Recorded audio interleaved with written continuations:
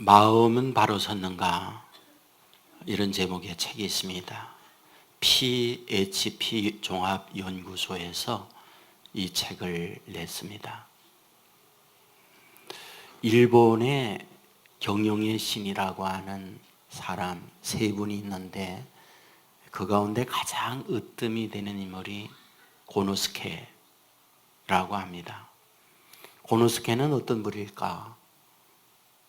우리가 잘 알고 있는 글로벌 컴퍼니라고 할 수 있는 파나소닉의 창업자입니다. 이분이 많은 강연을 하셨어요. 그리고 여러 권의 책도 쓰셨어요. 이분이 기업을 창업한 경영인으로서 어떻게 기업을 끌어갈 것인가, 어떤 경영학적 강연이나 저술을 한 게 아니라 바로 인간을 바로 알아야 된다.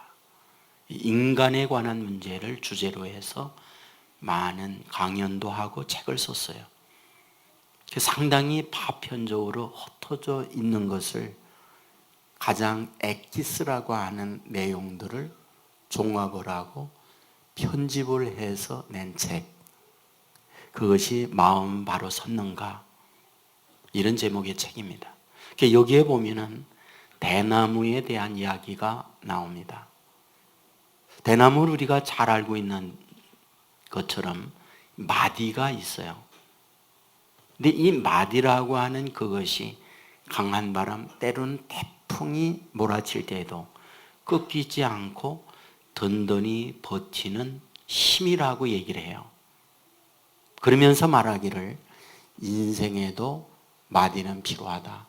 만일 마디 없는 인생을 산다면 바람 앞에 꺾인다.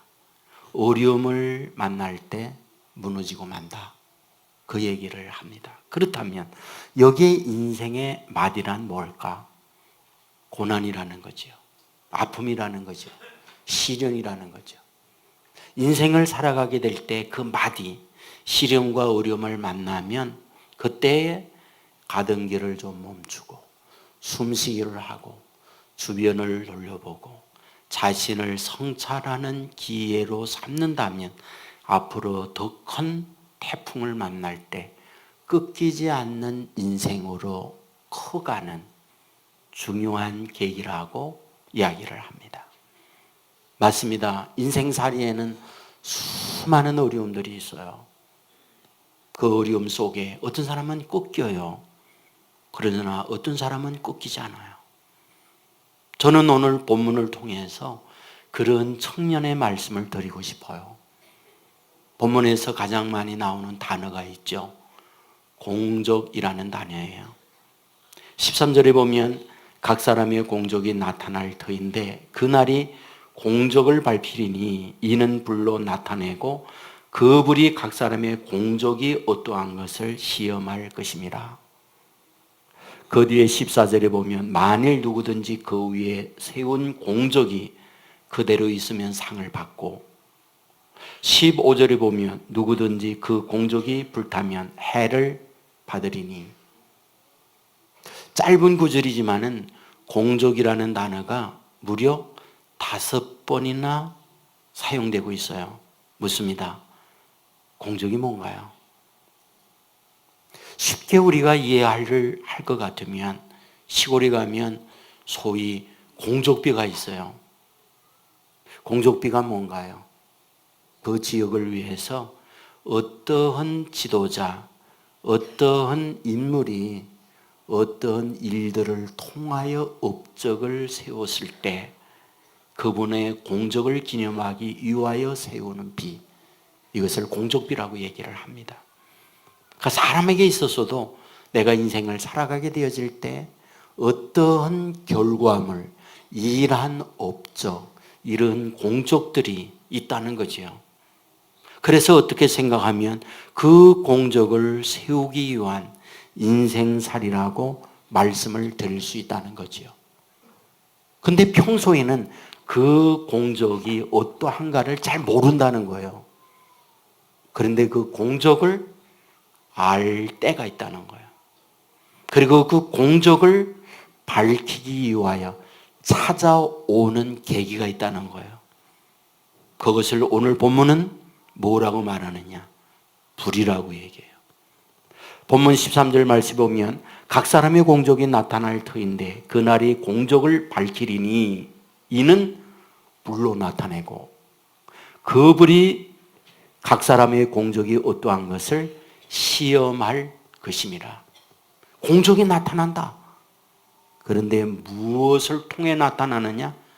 불을 통해서 나타난다. 이렇게 말씀을 하고 있습니다. 여러분, 여기에서 말씀할 때에 어떤 걸 가르치려고 하는가? 결국 불이라고 하는 시험, 불이라고 하는 것이 오면 그대로 남아있는 것이 있는가 하면 타버리는 것이 있다라고 얘기를 하는 거죠. 그래서 12절 말씀에 보면 만일 누구든지 금이나 은이나 보석이나 나무나 풀이나 집으로 그 터 위에 세우면 이라고 얘기해요. 그러니까 터 위에 건물을 짓는데 건물을 건축할 때 건축 자재가 있다는 거예요. 어떤 사람은 금, 은, 보석으로 그 자재를 삼아 건축물을 세우는 사람이 있는가 하면 어떤 사람은 나무나 풀이나 짚으로 건물을 짓는 사람이 있다. 그런 얘기예요. 여기서 우리에게 뭘 가르쳐 주죠? 건축 자재에는 소위 불타버리는 가연성 자재가 있구나. 건축 자재 가운데는 불타지 아니한 불연성 자재가 있구나. 이것을 보여주고 있다는 거예요. 그래서 오늘 본문에 보면 14절에 공적이 그대로 있으면 상을 받는다. 그리고 15절에 보면 불타면 해를 받는다. 건축 자재가 나무, 풀, 집이면 불탄다. 그러면 해 받는다. 그러나 금은 보석으로 건축 자재를 해서 집을 지으면 불이 나도 타지 않는다. 그러면 상을 얻는다. 이렇게 말씀을 하고 있다는 거죠. 그렇다면 여기서 말하는 불, 시험이라고 하는 게 뭘까요? 여기는 두 가지를 얘기하는 거예요. 하나는 인생의 종말이 올 때 불로 심판하면 그 인생을 어떻게 살았는지에 대한 공적이 나타난다는 거죠. 또 다른 하나가 있어요. 인생을 살아가면서 수많은 문제를 만나요.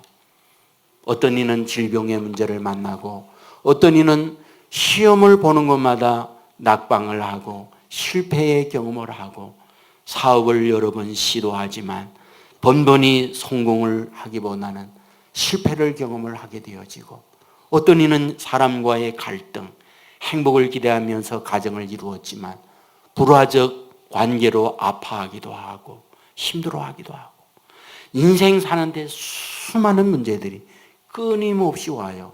이런 것들이 불시험이라는 거죠. 문제는 그 불시험을 만나게 되어질 때 어려움이 없이 버티고 있는 금은 보석으로 집을 지은 사람이 있어요. 그러나 나무나 집이나 풀로 지은 사람은 그런 불 앞에서 폭삭 타버리고 재가 되어버리고 그 인생은 무너지고 만들라는 거예요. 여러분 성경을 보면은 이런 부분을 우리에게 너무 가르쳐 줍니다. 예수님께서 최후의 만찬을 하면서 제자들과 함께 마지막 식사를 해요. 그곳에서 예수님이 폭탄 선언을 하잖아요. 오늘 밤 너희가 다 나를 버리리라. 이 말을 들었던 제자들은 깜짝 놀랐어요. 아니 그렇게도 주님을 믿고 주님을 지지하며 따라왔는데 여기에서 전부 다 주님을 버린다니. 언제나 용감하고 언제나 담대했던 베드로가 나서서 큰소리 칩니다. 모두 다 버릴지라도 나만은 절대 주님을 버리지 않고 쫓겠나이다. 그 자체만 보면 화려하잖아요. 그 자체의 모습을 보면 얼마나 든든합니까? 겉모습은 금은 보석으로 집을 지은 사람과 같다. 이렇게 말할 수 있죠.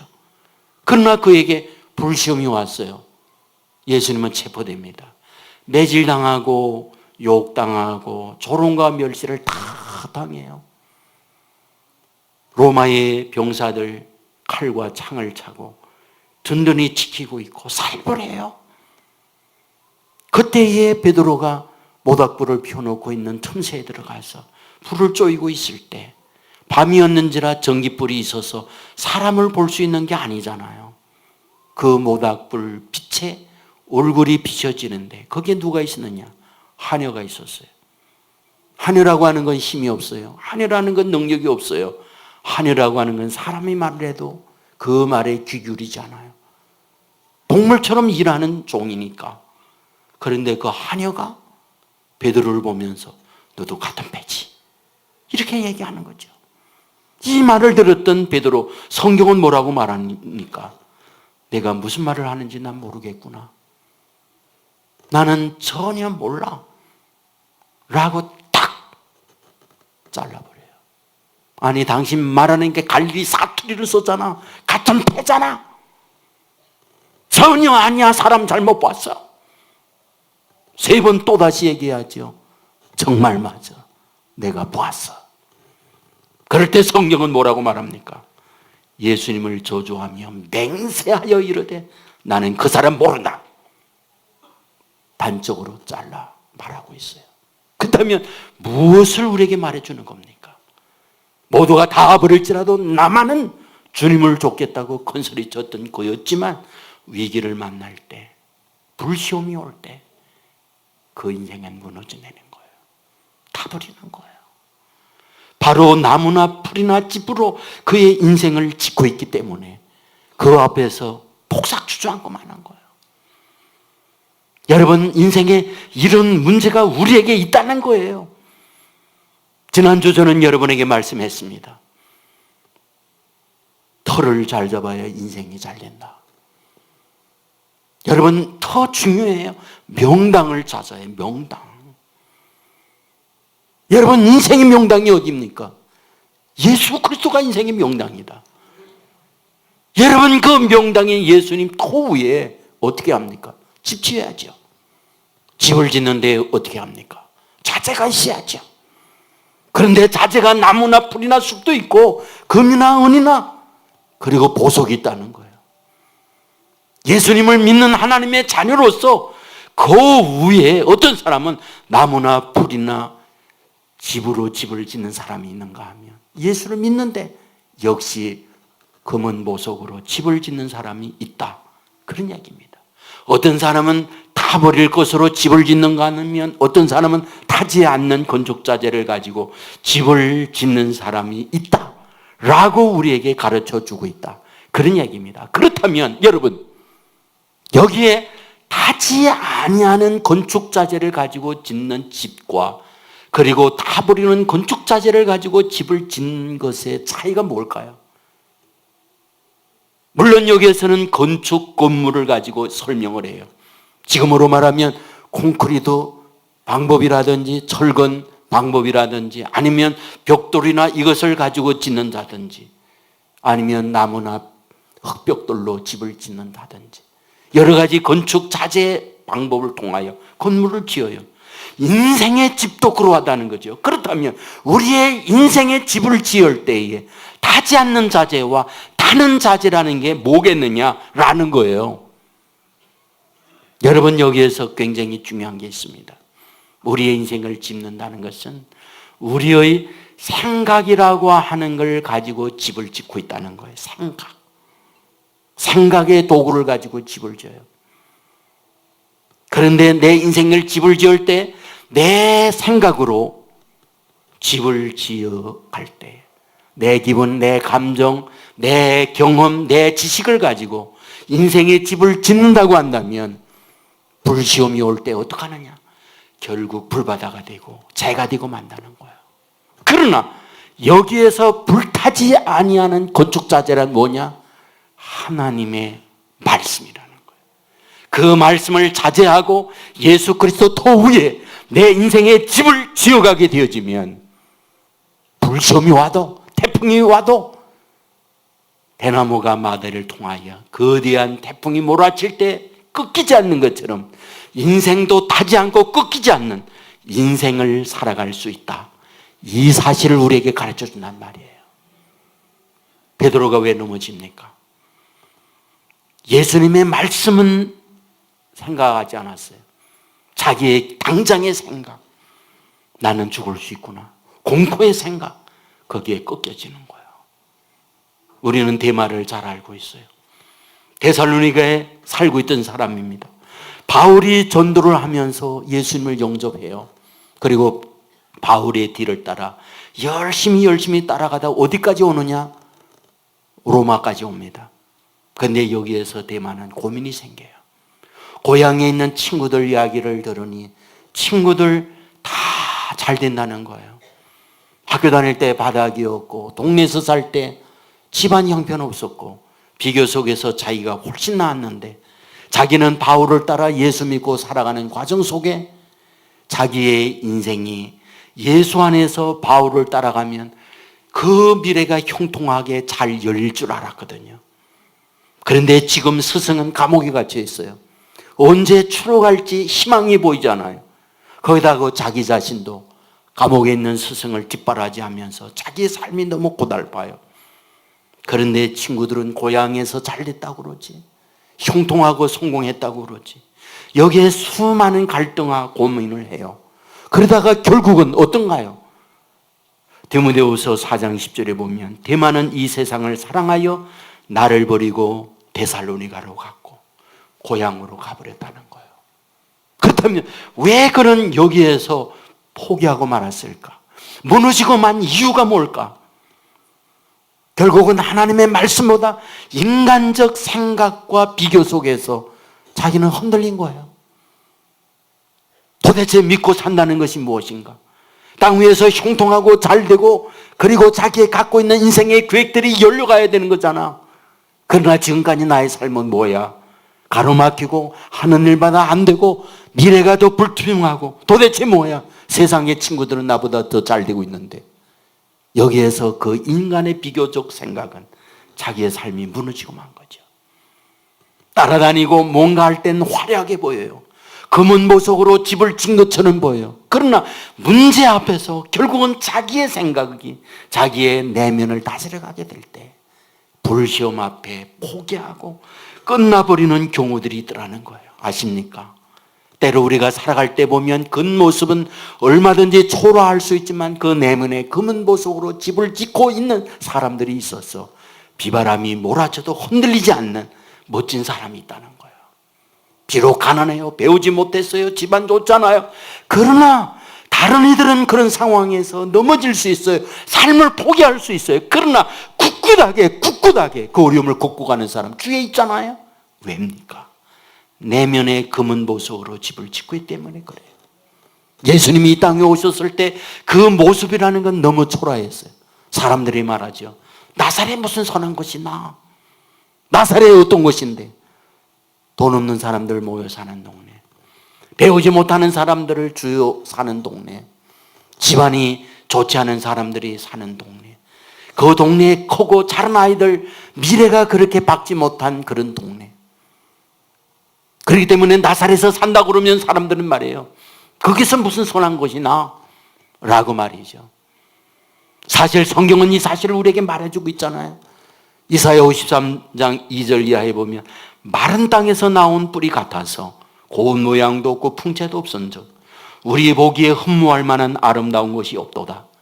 그는 멸시를 받아 사람들에게 버림받았으며 간구를 많이 겪었으며 우리도 그를 귀히 여기지 아니하였도다. 그래요. 풍채가 있습니까? 집안이 좋습니까? 그렇다고 많이 배우를 했습니까? 돈이 많습니까? 인간적 외적으로 보면 초라합니다. 나무요 풀이요 그런 집으로 집을 짓는 모습과 같아요. 겉보기에 아무것도 없어요. 그러나 내면은 황금이요 은이요 보석으로 가득 차 있기 때문에 수많은 어려움과 고통을 주님은 겪었지만 흔들리지 않고 모든 사명을 완수하고 죄인을 구원하는 구속사역을 이루어내고 있는 걸 보게 되잖아요. 여러분, 오늘 우리에게 보여주고 있는 중요한 핵심이 있어요. 내 생각이 내 인생을 끌어간다면 내 경험과 또 또한 내 여러 주위의 사람의 생각에 내 삶을 판단하고 이끌어간다면 그 인생의 집은 예수를 비록 믿지만 그 위에 나무나 풀이나 집으로 짓는 사람과 같아요. 그때에 태풍이 몰아치면 무너집니다. 불이 오면 타버리고 말아요. 그러나 외적으로 보면 초라할 수 있어요. 그러나 그 내면에 보석으로 집을 짓고 금은으로 집을 지으면 결코 어떤 환경과 어려움이 있달지라도 넘어지지 않습니다. 불타지 않습니다. 다시 말씀드리면 내 생각이 아니라 하나님의 말씀으로 내 인생을 세워가게 되었을 때 그 말씀은 저와 여러분을 굳게 세우고 환난에서 이기는 하나님의 사람 만들어 간다는 것 믿으시기를 주의 이름으로 축원합니다. 여러분 마태복음 16장 22절 이하에 보면 베드로가 예수님을 붙들고 항변하여 말을 합니다. 주여 그리하지 마옵소서. 이 일이 결코 주께 미치지 아니하리이다. 예수께서 돌이키시며 베드로에게 이르시되 사탄아 내 뒤로 물러가라. 너는 나를 넘어지게 하는 자로다. 네가 하나님의 일을 생각하지 아니하고 도리어 사람의 일을 생각하는 도다. 너무나 잘하는 말씀이잖아요. 예수님이 붙들려 죽음을 말하고 있을 때 주여 그리하지 마옵소서. 제가 맡겠습니다. 나는 뱃사람이요 힘이 있고 능력이 있습니다. 제가 맡겠습니다. 여러분 얼마나 타당한 생각이요 얼마나 아름다운 예수님 편에서의 생각입니까? 그러나 이것은 철저하게 하나님의 말씀에 의한 생각이 아니라 내 인간적 생각이라는 거죠. 그건 사탄의 생각이야. 나를 넘어지게 하는 거야. 그렇다면 우리에게 뭘 가르쳐 주는 겁니까? 어떤 일을 하든지 하나님의 말씀이 너를 다스리고 말씀에 의한 판단과 말씀에 의한 행동을 이루는 사람이 되어야 해. 이걸 우리에게 가르쳐 주고 있는 거 아닙니까? 이것을 우리에게 극명하게 보여주고 있는 말씀이 12정탐꾼이에요. 너무나 잘 알죠. 그들은 40일 동안 가나안 땅을 두루 살폈어요. 두 편으로 나누어서 다른 것을 보았다는 말이 아닙니다. 동일하게 동일한 시간에 동일한 공간과 동일한 환경을 본 거예요. 그리고 돌아와서 보고를 해요. 객관적 동일한 보고는 같았어요. 여기에 메고 온 것이 그 땅의 열매입니다. 포도 한 송이를 2명이 나무에 끼워서 가지고 왔으니까. 그리고 또 얘기합니다. 살만한 곳에 높은 성이 쌓여져 있습니다. 그리고 그 위에 서고 있는 사람들을 보니 우리보다 배나 큽니다. 거인들입니다. 그리고 완전 무장을 하고 있고 아주 난공불락으로 든든히 서 있습니다. 똑같아요. 12명 동일해요. 그러나 논평, 평가는 완전히 갈라집니다. 여호수아와 갈렙을 제외한 10명은 그 땅 못 갑니다. 그들 앞에 우리는 메뚜기입니다. 매장지가 없어 우리를 끌어내요. 여기서 죽게 만드느냐 아우성을 쳐요. 이 말을 들었던 이스라엘 백성 모두가 다 하나같이 그 편에 서서 절규하고 원망을 퍼부어요. 그러나 여호수아와 갈렙은 달라요. 그 땅 갑니다. 그들 우리의 밥입니다. 도대체 동일한 것을 보고 어떻게 이렇게 반대적 평가를 내리는 겁니까? 기준이 뭔가요? 여러분 여기 잘 보셔야 돼요. 여호수아 갈렙 10명, 2명을 제외한 10명은 그들의 생각이에요. 그들의 생각으로 보면 그들이 거인이죠. 그들의 생각으로 보면 자기들은 40몇 년 동안 이집트에서 노예 생활하고 먹지 못했으니 피골이 상접하고 뼈만 앙상하게 만났고 발육이 정지되어서 아주 그들 앞에 반이지요. 힘이 있습니까? 무기가 있습니까? 어떻게 그들을 싸워 이깁니까? 그들의 논평, 그들의 평가, 그들의 비교 정당하고 인간의 합리적 생각으로 아주 올바른 결정이지요. 그러면 여호수아 갈렙은 그들보다 키가 크고 그들보다 어떤 비법이 있습니까? 소위 그들과 비교할 수 없는 비대칭 무기가 있어 이 한 방이면 끝낸다. 그 무엇을 가지고 있느냐는 거예요. 아니에요. 단 하나 있다고 그러면 단 하나 뭡니까? 하나님의 말씀이었어요. 말씀이 뭐라고 말합니까? 그 땅 너에게 준다. 내가 준다. 그 말씀을 믿고 그 말씀을 붙드니까 그들 우리의 밥이다. 하나님이 준다고 하지 않았느냐? 모두가 위기 앞에서 두려움 공포에 떨 수밖에 없는 그런 환경 속에 말씀 하나 붙들고 가니까 동일하게 공포에 떨 수 있는 환경 앞에서도 담대했고 두려워 떨지 아니하였고 담대하게 그 미래를 향하여 나가는 사람이 될 수 있잖아요. 오늘 우리에게 불시험이 있어요. 우리 인생에 있어서 마디를 만나고 태풍을 만날 때가 있다니까요. 그런데 내 생각으로 내 인생을 짚고 걸어가게 되어지면 이럴 때의 인생은 무너져 내려요. 그러나 하나님의 말씀을 붙들고 말씀 위에서 내 인생을 걸어가게 되어지면 말씀은 약한 우리를 강하게 만들어주고 떨고 있는 우리를 담대하게 만들어주고 우리로 하여금 가로막힌 장애 앞에서 힘있게 그 말씀을 붙들고 가게 되어질 때 그 장애가 무너지는 역사가 나타나게 되는 줄 믿습니다. 여러분, 우리 예수님이 세상에 오실 때에 어떤 모습으로 오신지 아시죠? 성경은 말해요. 요한복음 1장 1절에 보면 태초에 말씀이 계시니라. 이 말씀이 하나님과 함께 계셨으니 이 말씀은 곧 하나님이시니라. 독생하신 예수님이 세상에 오실 때 오시는 모습이 말씀으로 오셨다고 성경은 말하고 있어요. 예수님이 오신 목적이 뭔가요? 왜 예수님이 오셨죠? 구원이에요. 그런데 그 구원을 이루시게 될 때에 어떻게 구원을 이루어 줍니까? 말씀으로 구원을 한대요. 무너지는 인생을 다시 세우는데 말씀으로, 지옥 가는 인생 천국 가게 하는데 말씀으로, 패배하고 울고 있는 이들에게 위로와 소망을 주는 것이 말씀으로, 그리하여 말씀으로 오셨대요. 사랑하는 여러분, 예수님을 믿고 산다는 말이 무슨 말입니까? 예수님이 우리에게 주시는 말씀으로 예수님이 터 위에 내 인생의 생각들을 지어가는 거예요. 내 생각이 아니라 하나님의 말씀으로 내 삶을 세워져 가게 되어질 때 구원이 있고, 불시험이 올 때 타지 아니하고 태풍이 올 때 꺾이지 아니하고 멋진 살아남는 하나님의 사람이 된다. 이걸 우리에게 가르쳐 주고 있는 거예요. 미국 오리곤주에 뉴 호프 커뮤니티 교회가 있답니다. 그곳에 목회하는 분이 데일 갤로웨이라고 하는 목사님이시래요. 이 목사님이 잘하는 게 있어요. 치유 목회입니다. 설교할 때 많은 분들이 치유돼요. 사역할 때에 상처 입은 사람들이 싸매임을 당해요. 인생의 고뇌와 아픔을 갖고 있는 분들이 이 목사님을 만나면 소망을 얻어요. 어떻게 이분에게 그런 하나님의 주신 달란트가 있을까? 이분의 경험 때문에 그래요.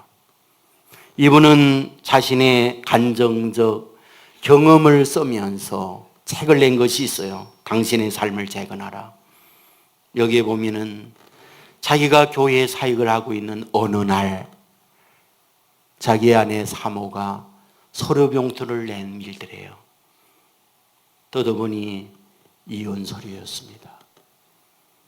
24시간이 지난 그때에 전화가 왔어요. 아내가 공항에서 연락이 온 거예요. 달려갔어요. 당신과 이곳으로 이별이다. 그리고는 비행기를 타고 어디론가 가버렸어요. 그 이후에 더 이상 아내와 만남은 이루어지지 않았어요. 비통한 슬픔이었죠. 뜻하지 아니한 청천벽력의 아픔이었죠. 수많은 아픔과 갈등의 시간을 보냈어요. 목회를 포기하고 싶은 충동도 있었어요. 주변의 위로, 주변의 소망을 주어서 버텨내면서 그 어려움을 극복해냈던 그는 자기의 경험을 바탕하여 성도들에게 위로의 말을 했고, 성도의 아픔이 내 아픔으로 알았고, 성도의 눈물이 내 눈물로 알았고, 자기의 그런 아픔의 경험을 통해서 성도들을 치유하는 역사가 일어나게 된 거죠. 그분은 이 책에서 굉장히 중요한 이야기합니다. 나로 여기 있게 만든 거, 나로 불시험에 타지 아니하고 견디게 만든 거, 나로 인생의 태풍 앞에 꺾이지 아니하고 굳굳하게 오늘까지 있게 만든 거, 그게 말씀이었다고 얘기해요. 그 말씀 가운데도 시편 37편 5절에 내 길을 여호와께 맡기라. 그를 의지하면 그가 이루시고, 내 인생의 모든 문제 주님께 맡겨라. 그래야면 그분이 맡아주시고 내 인생의 문제 이루어 주신다. 이 말씀을 굳게 믿고 주님 앞에 내 모든 걸 맡기고 의지하게 되어질 때, 자신의 아픔을 치유하고 자신으로 하여금 일어나게 만들고 자신으로 하여금 새로운 비전을 보게 하고 상처 입은 사람들을 치유자로서 자기가 나서게 되었다라고 고백을 하고 있는 걸 보게 됩니다. 뭘 말하는 걸까요? 그렇죠. 인생의 바람에 무너지지 않게 만들었던 거 말씀이었다는 거예요. 사랑하는 여러분, 말씀을 건축 자재로 해서 예수님 터 위에 세우면 불시험이 온다 할지라도 용암이 흘러간다 할지라도 잊지 마십시오. 검은 보석이 타지 않는 것처럼 저와 여러분의 인생은 타지 않고 태풍이 몰아쳐도 무너지지 않는 사람 된다는 것 믿으시기를 바랍니다. 여러분의 생각이나 여러분의 알량한 경험이나 여러분의 감정, 여러분의 기분으로 여러분의 인생을 세워가면 불쏘시개에 타버려요. 작은 바람 앞에 무너지고 날아가 버려요. 그러나 말씀이 저와 여러분을 주장하고 말씀이 끌어가게 되어질 때 그 말씀은 무너지지 않게만 하는 게 아니에요. 그 말씀을 붙들고 그 말씀을 도자 삼아 밀고 나가면 태산이 평지가 되어지는 역사가 나타납니다. 홍해가 갈라집니다. 여리고가 무너집니다. 반석에서 물이 솟습니다. 하늘의 만나와 메추라기가 떨어집니다. 말씀은 주의 백성들의 이런 능력과 역사를 이루어준다는 것 믿으시기를 주의 이름으로 축원합니다. 우리 하나님은 오늘도 저와 여러분을 기다리고 계세요. 왜? 이런 하나님의 말씀을 우리에게 주고 있지만 실제 우리의 삶은 늘 내 생각이 앞서잖아요. 내 판단과 내 경험, 지식들이 내 인생을 끌어가고 있잖아요. 그리고 넘어집니다. 그리고 눈물을 흘립니다. 그런데 제가 성경을 보다가 큰 위로와 은혜 받은 거 있어요. 아브라함이었어요. 하나님께서 75살에 갈대아 우리에 살고 있는 아브라함에게 찾아가잖아요. 그리고 얘기해요. 너의 본토 친척 아빌 집을 떠나 내가 내게 지시하는 땅으로 가라. 그렇게 얘기해요. 그러면 왜 하나님이 그의 살던 고향 본토 친척 아비 집을 떠나 하나님이 지시하는 땅으로 가라 말하는 걸까요? 왜? 성경은 말해요. 너로 복주고 너로 큰 민족을 이루고 너로 창대케 만들어 주려고 여기서 떠나라는 거예요. 자, 그러면 그 말씀을 믿고 아브라함이 떠나간 게 어디입니까? 하나님의 약속된 가나안 땅이었어요. 그렇다면 자기의 갈대아우로 고향에 살던 것과 비교할 수 없는 낙원의 환경이 열려져야 되는 게 아닌가요? 왜? 잘되게 하려고 오게 했으니까. 그러나 실제 와서 보니 어떤가요? 기다리는 게 기근이었어요. 여기에 우리는 고뇌가 있는 거예요. 여기에 우리는 너무 힘든 거예요. 아니, 하나님의 말씀을 따라왔잖아. 그래서 왔는데 왜 기근이야? 말씀에 가라고 해서 왔는데 기다리고 있는 게 실패잖아. 믿음으로 살아갔는데 왜 안 되는 거야? 왜 기근이 있는 거야? 여기에 고뇌하는 거죠. 아브라함은 고뇌해요. 그러다가 이집트로 가요. 잘 살아보겠다고. 이집트에 기다리고 있는 게 뭐였나요? 바로였어요. 자기 아내를 빼앗아가요. 예쁘다고. 생명의 위협이 있게 아무 소리 하지도 못하고 자기 아내에 빼앗겼어. 하나님의 말씀을 듣고 왔다가 인생 망한 게 아브라함이야. 고향에 있었으면 아내 안 뺏겼잖아. 고향에 자기 마음대로 있었으면 이 고생 안 했잖아. 그런데 믿음 안에서 산다고 말씀을 따라왔는데 기근이 와. 그 다음에 믿음으로 산다고 그래도 발버둥치 왔는데 아내 빼앗겨. 여기에 우리는 무너지는 거야. 도대체 이게 웬일일까? 이게 도대체 믿는다는 게 뭘까? 여기에 인생은 완전히 정말 무너져 내리고 방황하고 힘들어지는 거예요. 하나님은 그때에 바로에게 나타나서 얘기해요. 손대지 마라. 손대면 내가 너 그냥 안 둔다. 그래서 위기를 넘기면서 아내를 되찾고 다시 가나안으로 가요. 가나안에 갔을 때 이번에는 어떤 일이 벌어지나요? 자기 조카와 재산 싸움이 또 생겨. 갈등이 생겨. 힘들어져. 여러분 이럴 때에 또 다시 하나님이 아브라함에게 말씀해요. 롯이 아브라함을 떠난 후에 여호와께서 아브라함에게 이르시되 너는 눈을 들어 너 있는 곳에서 북쪽과 남쪽과 그리고 동쪽과 서쪽을 바라보라.